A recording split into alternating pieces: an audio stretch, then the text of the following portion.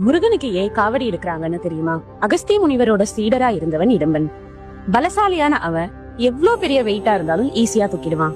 முனிவரோட வழிபாட்டுக்காக கைலை மலைக்கு போய் சிவன் சக்தியோட சொரூபமா இருக்கிற சிவகிரி சக்திகிரிங்கிற மலைகளை ஒரு பெரிய மூங்கில் குச்சியோட 2 பக்கத்துலயும் கட்டி துலாபாரம் போல தன்னோட தோல்ல தூக்கிட்டு வந்தான்.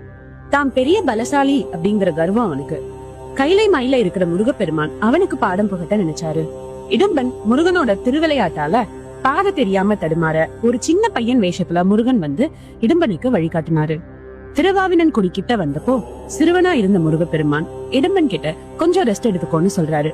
இடும்பனும் சரின்னு அவன் காவடி போல சுமந்து வந்த மலைகளை கீழே இறக்கி வைக்கிறான்.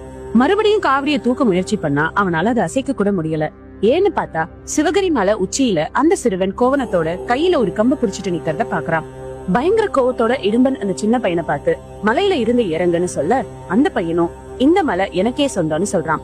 கோவத்துல இடும்பன் அந்த சின்ன பையனை அடிக்க போக சின்ன பையன் உருவத்துல இருந்த பகவான் முருகன் இடும்பனை புடிச்சு தள்ள அவனு கீழே விழுந்து மயங்கிடுறான்.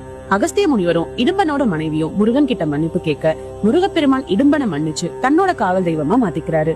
இடும்பன் 2 மலைகளை தூக்கின அந்த நிகழ்வை நினைவுபடுத்தும் விதமா தான் மனிதர்கள் முருகப்பெருமானுக்கு காவடி தூக்குற பழக்கத்தை கொண்டு வந்தாங்க.